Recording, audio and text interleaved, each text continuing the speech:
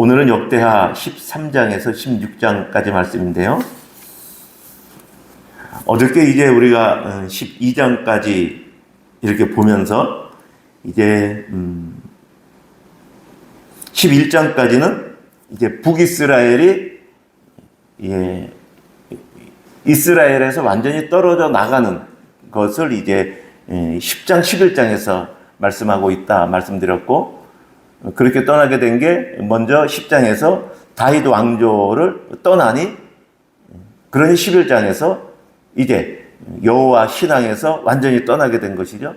여호와 신앙은 다윗 왕을 중심으로 이렇게 쭉 형성이 되어 있었는데, 결국 다윗 왕조를 떠나니 여호와 신앙을 떠나는 것이 10장, 11장의 말씀이라고 말씀을 드렸습니다. 자, 그리고 이제 르호보암 왕에 대해서 12장에서 어저께 말씀드렸는데, 처음에는 참 강했죠. 그리고 하나님 말씀에 이렇게 붙어 있었는데, 이후에 여호와 율법을 버리게 되고, 또 더 무서웠던 것이 그 백성들이 또 여호와의 율법을 떠나는 그러한 내용을 우리가 12장에서 사가가 기록해 준 것을 어저께 읽었습니다. 오늘은 이제 13장에서 16장까지인데, 13장은 이제 르호보암의 아들 아비야, 그렇죠?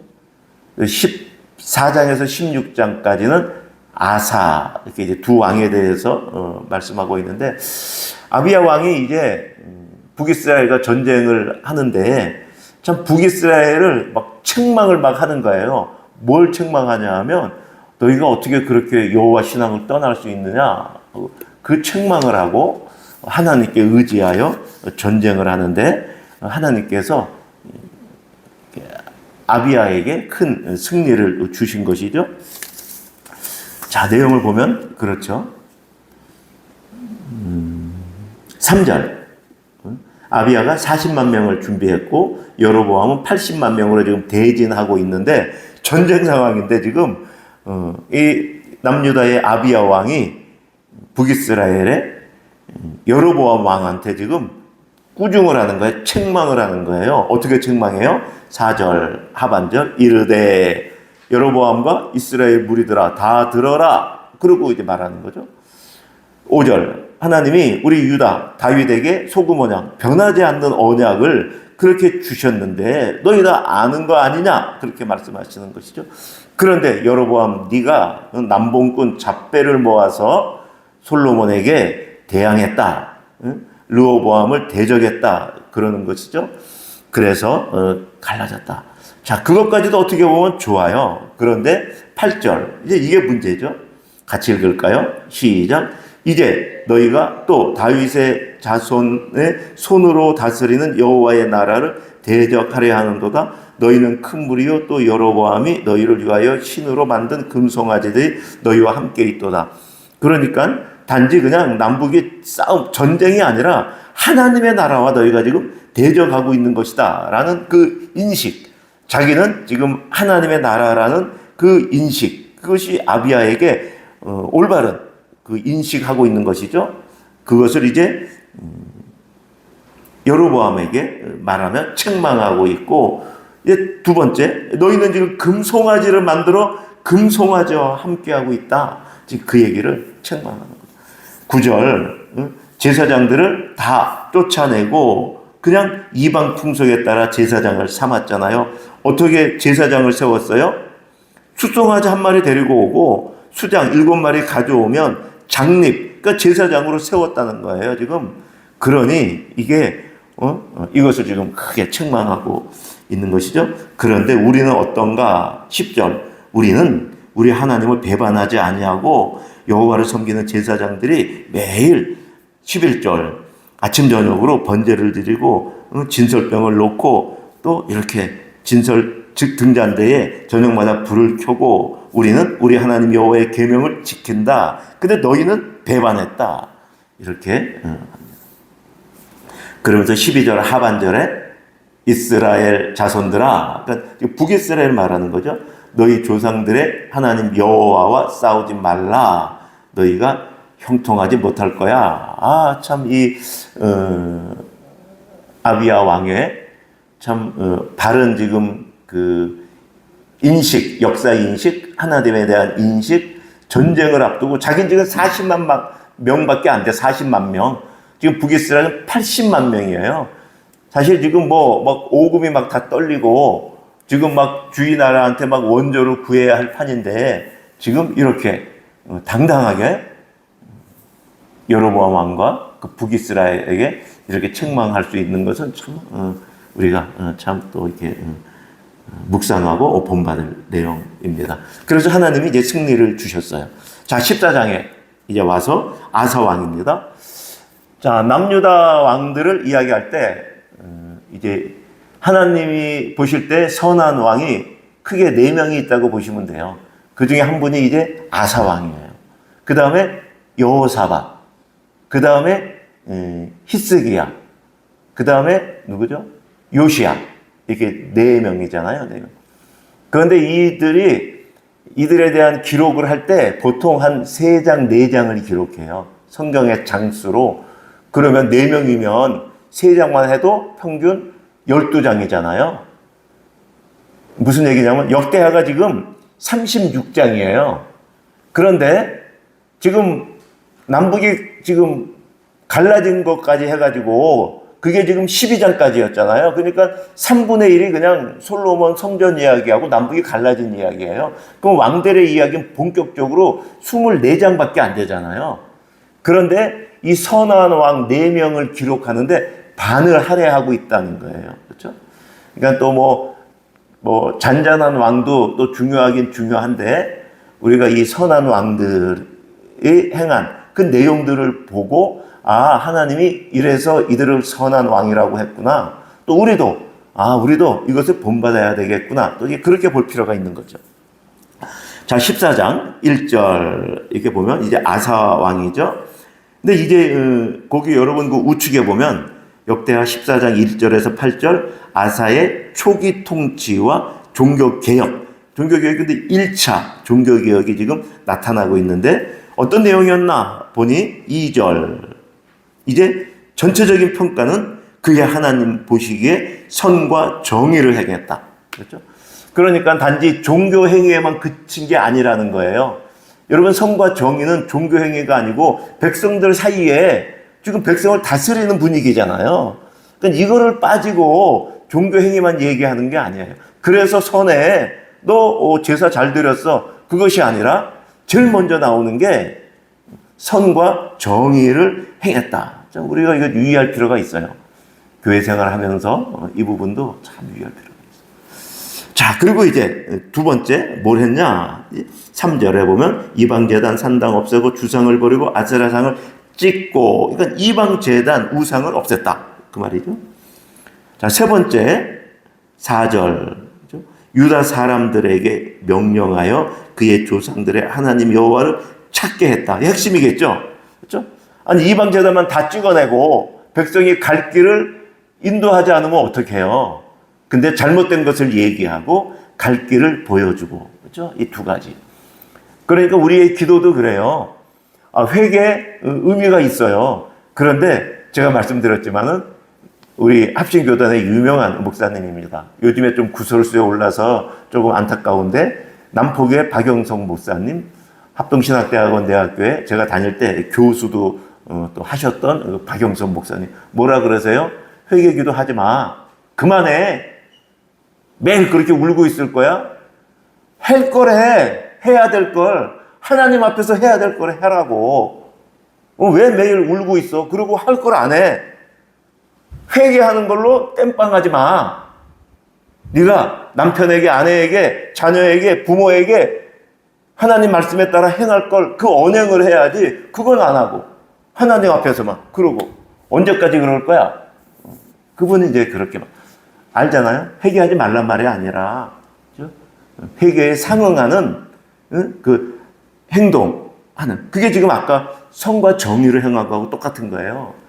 회개하고 매일 예배드리고 제사만 드려요. 제사, 번제, 속죄제 잘못했습니다잖아요. 그래서 선과 정의를 안 해. 행하지 않아. 왕이 백성들에게 그 악행을 행해. 그거 안 되는 거잖아요. 그 얘기를 하고 있는 거죠. 자, 이 세 가지가 또 우리 삶에서도 잘 또 이렇게 드러나면 좋겠습니다. 자, 그렇게 해서 쭉 보면 이 9절 다음 페이지. 자, 전쟁이 또 생겼는데 구스 사람 세라가 전쟁을 하러 왔는데 100만 명을 데리고 왔어요. 와, 그래서 아사가 10절. 겁도 없어요. 같이 읽어볼까요? 시작. 아사가 마주 나가서 마레사의 스바다 골짜기에 전열을 갖추고. 아니, 아까 여기 몇 명은 안 나오는데, 자기 아버지 때, 그러니까, 아비야 때 40만 명이었잖아요. 아까 여로보암하고 대적할 때. 근데 한 세대가 지났다 그래갖고 인구가 2배가 될 수 없잖아요. 그렇죠? 얼마나 되겠어요? 근데 자기는 어쨌든 40만 명이라고 보면 위에는 지금 100만 명인데 그 전쟁을 하는데 야, 어떻게 거기에 대항하려고 나가서 진열을 갖추고 있는지 전 이거 참 대단하게 보입니다. 자, 그런데 그렇게 갖추면서 전략을 세우는데 참모들과 어떻게 전쟁할까가 아니라 11절 너무 참 전쟁 앞에서 같이 읽어볼까요? 앞부분만 시작. 아사가 그의 하나님 여호와께 부르짖어 이르되. 전쟁을 이렇게 하는 거예요. 우리도 인생의 삶을 이렇게 이렇게 살아가면 얼마나 좋을까. 어떤 상황이에요? 상황 파악을 참 잘한 것 같아요. 아사. 여호와여, 힘이 강한 자와 약한 자 사이에 주밖에 도와줄 이가 없습니다. 우리 인생도 이렇지 않나요? 여러분 항상 약하지 않아요? 우리 세상, 나를 둘러싼 모든 사람들 너무 강하잖아요. 근데 그 사이에 누가 있어요? 하나님이 계세요. 사실 이게 명확한 인식이에요. 다른 상황들 구체적인 거 너무 많죠. 그런데 그 상황을 크게 보면은 지금 나약한 나, 힘이 없는 나, 지금 쓰러져 있는 나, 그런데 나를 둘러싼 그 강함, 어두움, 내가 도저히 맞짱 뜰 수 없는 그 상대. 근데 그 사이에 하나님이 있는 걸 보는 거예요. 그렇죠? 이게 명확한 상황인지. 그러니까 내 힘으로 다 할 필요가 없어요. 좀 약해도 돼요. 좀 약해도 돼요. 자, 그러니까 이 인식하면 어떻게 돼요? 그럼 어떻게 해야 되겠어요? 당연하죠. 우리 하나님 여호와여, 나를 도우소서. 우리가 주를 의지합니다. 주의 이름을 의탁합니다. 이렇게 말하는 거예요. 그러니까 그 상황을 파악한 다음에 이제 해결책이 뭐냐?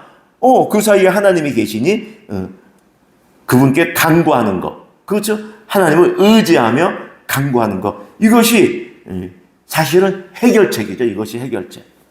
그렇죠?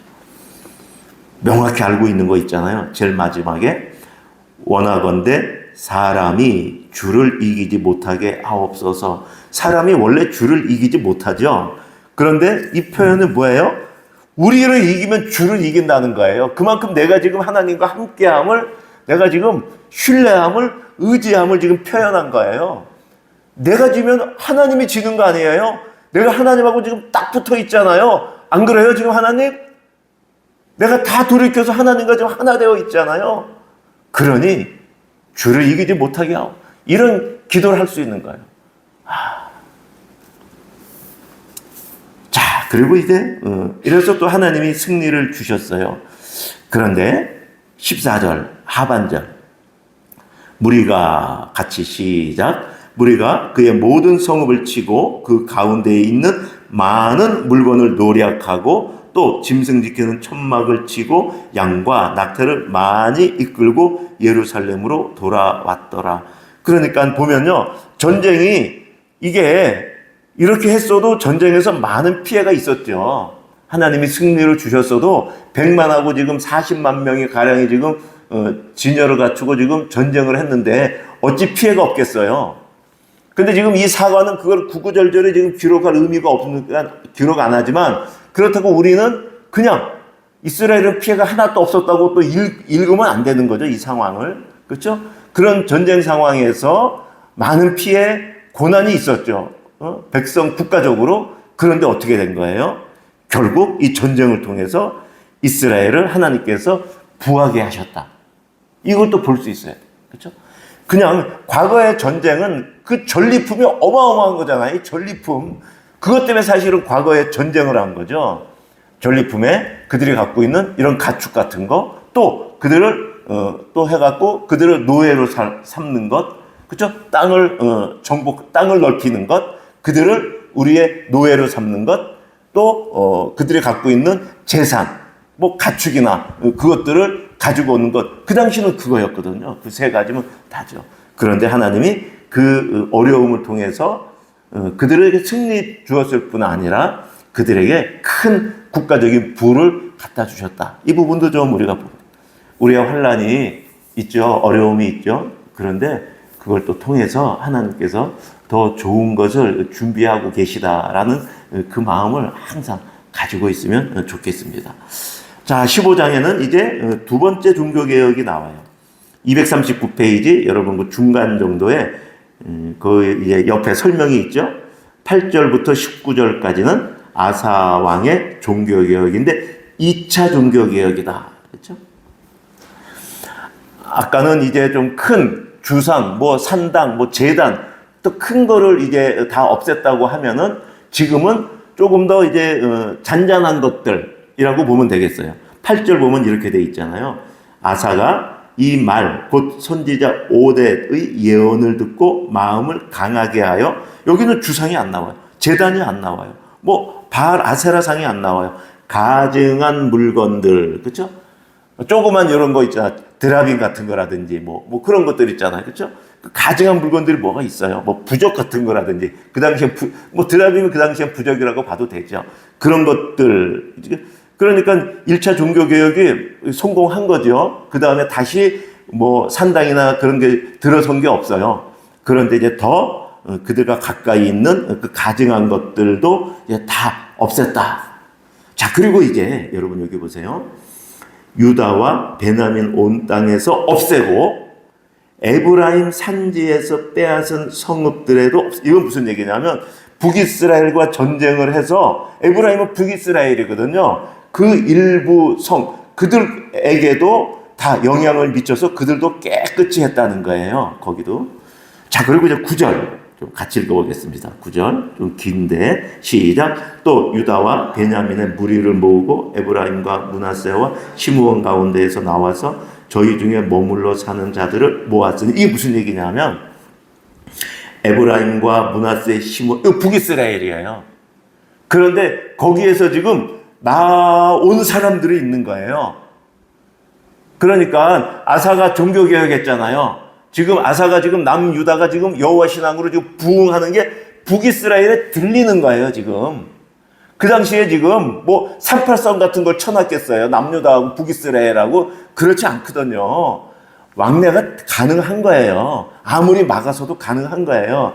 그러니까 남유다의 이 여호와 신앙이 번성하는 거, 아사 왕의 종교개혁하는 것들이 저 북이스라엘에 들리는 거예요. 그러니까 그 주위에 있는 그 지파들, 그거 지금 에브라임, 므낫세, 시므온 가운데에서 지금 남유다로 막 내려오는 사람들이 있는 거예요. 그래서 에브라임, 므낫세, 시므온 가운데에서 나와서 저희 중에 머물러 사는 자들을 모아서, 그렇죠?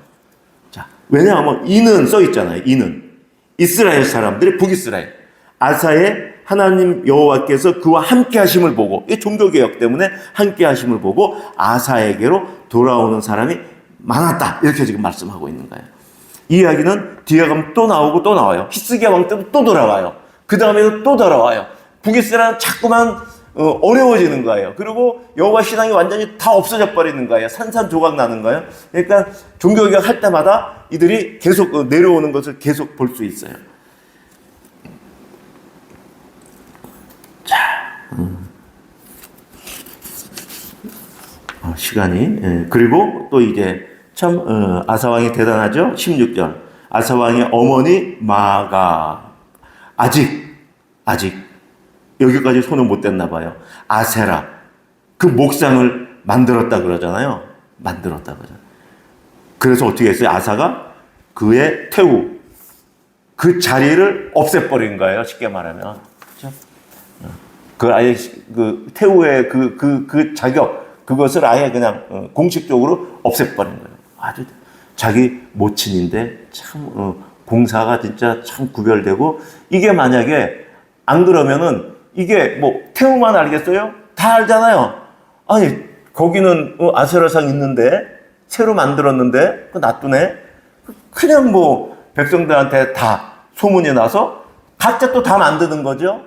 그런데 그 태후의 것을 싹 없애고 그 태후의 자리 그것조차도 없애버린, 태후의 그걸 인정하지 않은 참 그런 종교개혁을 했다. 근데 아쉬운 게 이제 16장 16장 제일 밑에 7절 선지자 16절 여기 1절부터 6절까지가 되게 중요하네요. 이게 이제 무슨 얘기냐면 그냥 말씀만 드릴게요. 여러분 이거 지형을 좀 보세요. 제가 말씀 많이 드렸죠. 밑에가 유다가 있잖아요. 그 위에 이스라엘이 있잖아요. 그 위에는 아람이거든요. 그런데 이 아람이 여기도 이제 나라가 되게 이제 막 강성해지는데, 유다의 이스라엘의 다윗과 같은 사람이 아람의 벤하닷이에요. 엄청나게 이제 강한 군사력을 갖고 있어요. 그러니까 이 벤하닷이 누굴 공격해요? 밑에 북이스라엘을 공격하는 거예요. 그렇죠? 그런데 북이스라엘이 벤하닷과 지금 조약을 맺어서 잘 지내요. 북이스라엘이 조공을 바치든지 그렇게 했겠죠. 그 상태에서 지금 북이스라엘은 북방이 지금 안정하니까, 문제가 없으니까 남유다를 공격해요. 북이스라엘이. 그러니까 아사 왕이 어떻게 전략을 피냐 하면 아람하고 조약을 맺어.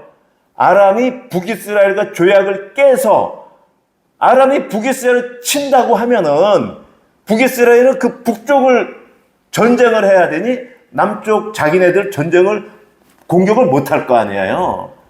그 전략을 피는 거예요. 그러니까 베나다드가 가갖고 조약을 북이스라엘과 깨고 나하고 합시다 그러고 다 갖다 바친 거예요. 그러니까 베나닷이 그렇게 이제 오케이 해서 그 북이스라엘의 북방 지역 갈릴리 쪽 그쪽을 치니 남유다의 전력이 다 글로 올라가야죠. 그러니까는 남유다 쪽 근처에 있는 북이스라엘 그쪽에 그 모든 막 전쟁하려고 모아놨던 것 그거를 자기가 다 가지고 자기 땅을 만든 거예요. 그렇죠? 여러분 아까 읽을 때 기억나시죠? 그래서 5절 이렇게 된 거죠. 바하사가 듣고 라마 건축하는 일을 포기하고 그 공사를 이게 그냥 공사가 아니고 전쟁하기 위해서 지금 막 하고 있었던 거죠. 자, 그래서 6절 아사 왕이 온 유다 무리를 거느리고 바하사가 라마를 건축하던 돌과 제목을 운반하다가 자기 땅 게바 미스바를 건축한 거예요. 자, 그 얘기입니다. 그리고 이제 이것 때문에 선지자 하나니가 와서 아니 그 어려운 일 있을 때 하나님을 의지하지 않고 어떻게 아람 왕 베나닷을 의지합니까? 라고 책망을 하고 하나님 말씀을 전했는데 아사가 10절 노하고 선견자를 옥에 가두어 참 안타까운 또 이런 모습을 볼 수 있습니다. 그럼에도 불구하고 뭐 선한 왕도 일평생 모든 통치가 다 하나님 앞에 온전하지는 않았다라는 것을 우리가 보면 좋겠어요. 사실 우리의 삶도 그렇지 않습니까? 한편은 또 우리의 부족한 모습도 또 위안을 받는 거죠. 그럼에도 불구하고 하나님은 아사 왕을 선한 왕이다. 유다 전 왕 중에 선한 왕 4명 중에 1명으로 지금 꼽고 있다라고 우리에게 말씀해 주고 있습니다. 자, 오늘 아까 이렇게 말씀에 따라 아사 왕처럼 우리 오늘 하루 일과 중에도 선과 정의를 행하며 또 우리 주위에 세상을 따라 사는 습관들 또 내려놓고 하나님만 찾는 오늘 하루가 되기를 축원드립니다. 말씀을 따라 드리는 오늘의 기도 같이 하겠습니다. 시작. 여호와 하나님, 오늘 말씀을 통해 인생의 구원이 사람의 힘이나 능력에 있지 않고 오직 주께 있음을 고백합니다. 아비야가 많은 군사보다 하나님을 의지하였던 것처럼 내가 갖춘 경험과 조건, 능력을 의지하지 않게 하소서. 우리의 삶과 교회를 지키시는 분이 오직 하나님이심을 믿게 하소서. 하나님 아버지, 아사왕처럼 주의 말씀을 들을 때 마음을 다하여 하나님을 찾게 하소서. 우상을 제거하고 여호와의 제단을 다시 세웠던 것처럼 내 마음과 가정과 교회 안에 하나님보다 높아진 모든 것을 내려놓게 하소서. 주와 함께함이 형통한 기름을 알아 상황에 요동치 않게 하소서. 아사왕이 백성들과 함께 언약을 새롭게 했던 것처럼 우리도 복음 앞에서 날마다 자신을 살피고 하나님께로 돌이키게 하소서. 우리를 둘러싼 불안과 두려움보다 하나님의 다스리심을 보게 하소서. 우리의 마음을 온전히 주장하시어 오직 하나님만 경외하고 사랑하며 끝까지 믿음으로 살아가게 하소서. 예수 그리스도의 이름으로 기도합니다. 아멘. 개인 기도 드리시겠습니다.